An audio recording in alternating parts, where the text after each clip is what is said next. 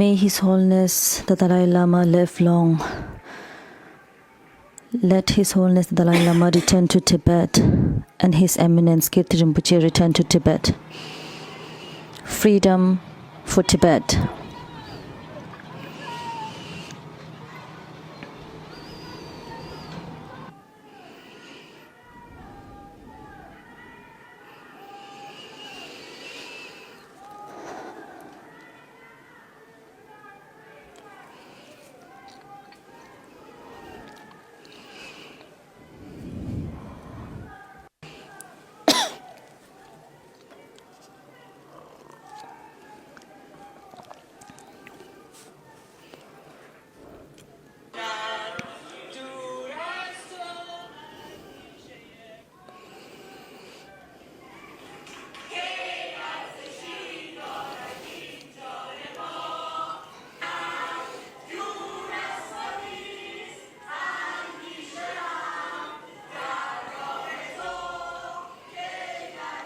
I'm going live. Yeah.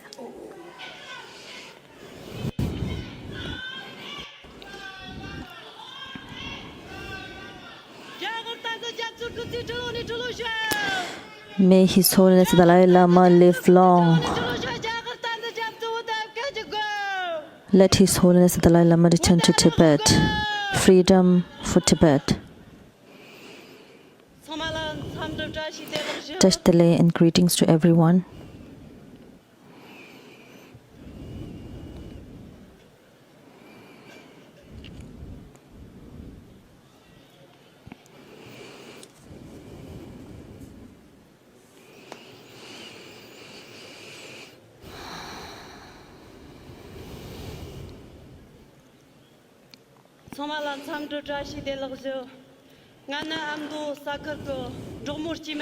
I'm an ordinary nomad woman from the Ngaba region of Tibet. On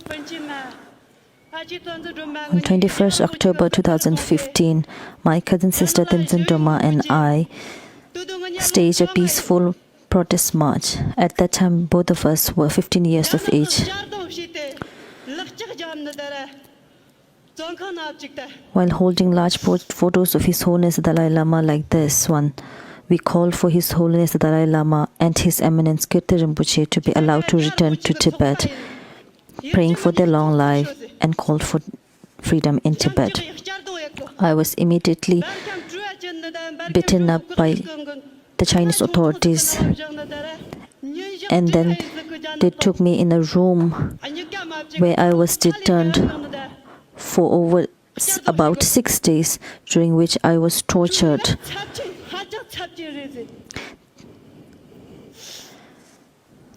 They subjected us to torture where they made us face heaters and turned the heaters at extremely high temperatures and then interrogated us. They asked which exiled organizations we were linked with. So in that small room, they tortured us, beat us for about 6 days and nights. I felt that if I was a meat, I would have been like an overcooked meat, and I would have been a melting butter in minutes.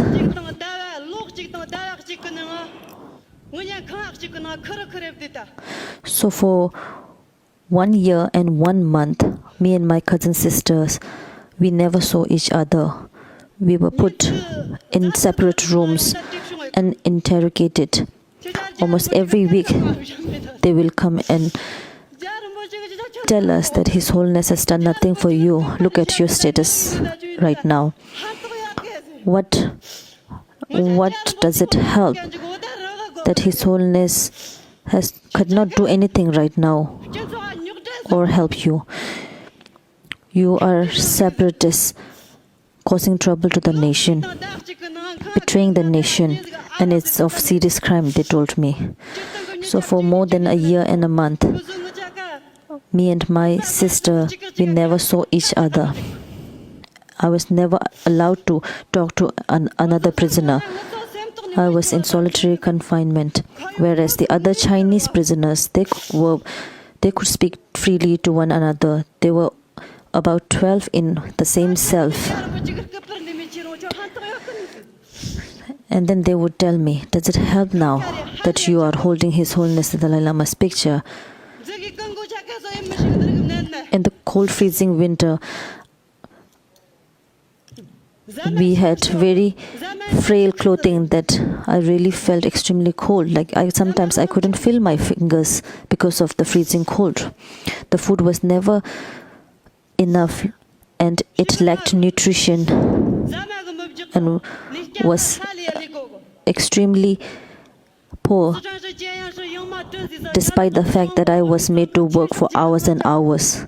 I was taken to the Sichuan female prison for female prisoners, which is one of the biggest one in China, after I was sentenced. In that prison, there were other Tibetan prisoners. However, as Tibetan, because of my identity as Tibetan, and for the reason that I was in jail, I had to face so much discrimination in the prison.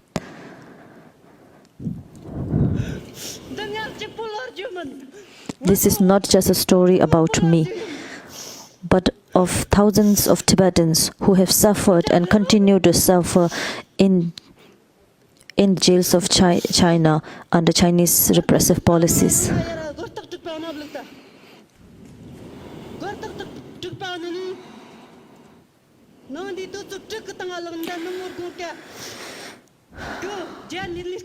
In the jail, we had to wake up at around 6 in the morning, and until 8 or 9 or even later in night, we have to work.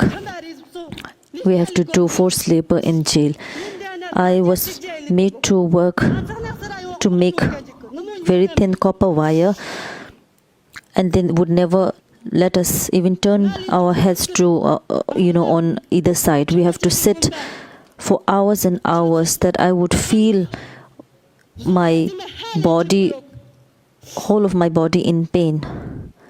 And sometimes I would get injuries to my bottom because of too much sitting. Even though the food was never filling enough, that we never felt that we have eaten something. However, they added something in the food that within a month or two of coming in the prison, prisoners would start looking more plump and swollen, because they would add something so that we appear, something in the food that we would appear as if we were, getting enough food in the prison, and from the outside we would look healthy for others.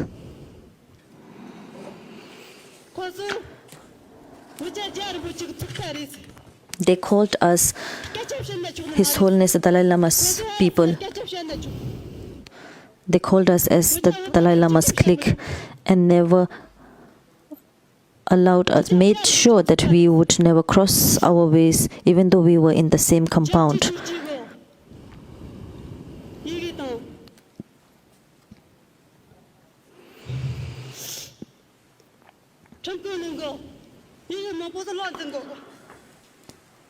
I was also made to undergo patriotic re-education, where they made me read and learn by heart the Chinese constitution and other CCP laws. They won't let me sleep because they said I have to learn this by heart.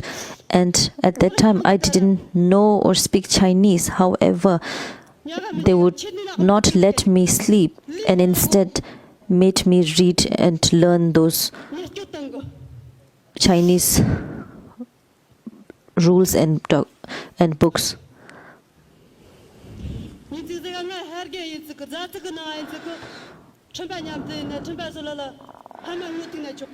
In the prison, for other prisoners, they allowed a visitation. I remember once when my father had to show his thumb in a pleading manner, kneel down and pleaded to the prison authorities to let my father see me. But for Tibetans, they never allowed family visitation hours.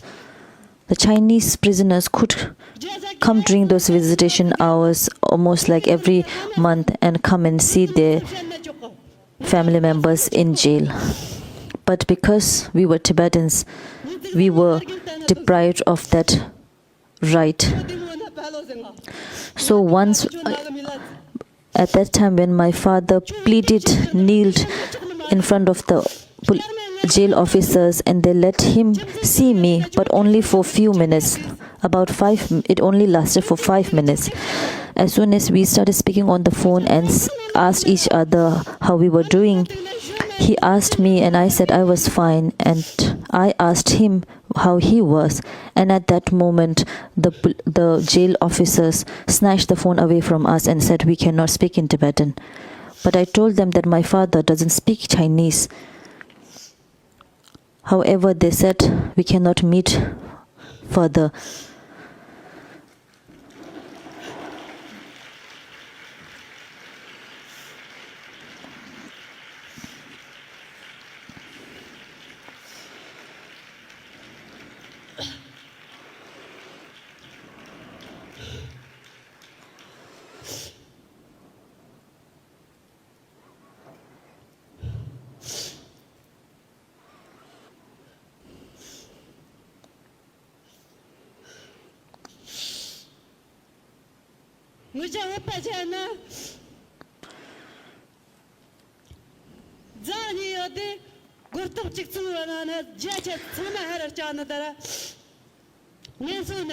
In the prison for me and for other Tibetan prisoners,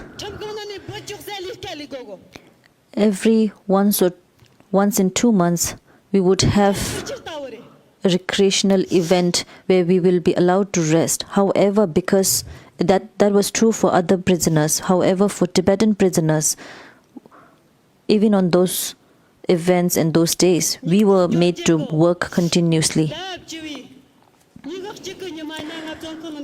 On 21st of October 2018, after completing our prison terms, me and my sister Tenzin Doma were released.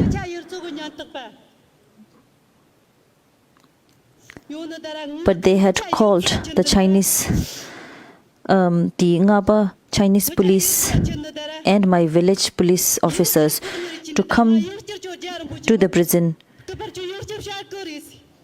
to take me.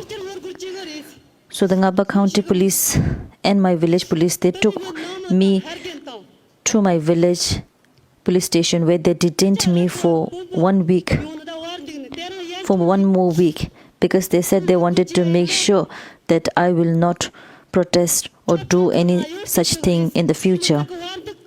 And when I said that I cannot say anything, they called my families, not just my families and my parents, but the heads of my villages to the police station and made them sign documents saying they will be responsible if I stage any such protest in the future. So I had only 2 options, that either I had to die in Tibet under Chinese oppression, or I had to flee my homeland. Even though I was released, it was just my body that was out of prison, but I was being restricted in every way possible, whether it was meeting my friends, going to a nearby place, or tracing my phone calls. I was being surveillanced and watched 24 hours. And that is why in 2023, I decided to leave my country.